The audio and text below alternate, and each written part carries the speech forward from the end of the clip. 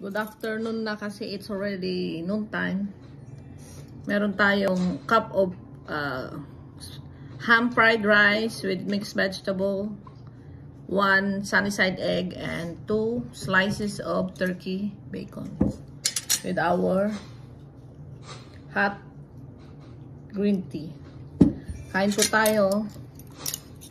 Late na ang breakfast ko kasi late na ako nagising kasama ko yung mga bata kasi wala silang school, spring break.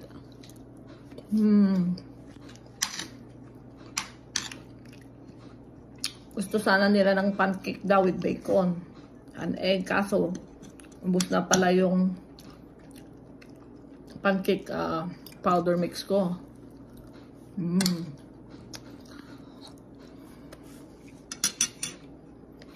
Sarap. Meron tayong tea.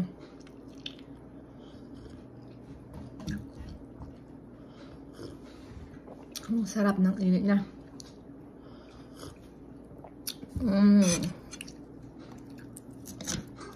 Hope everyone have a great day, safe day. Enjoy your day, everyone. Thank you for watching.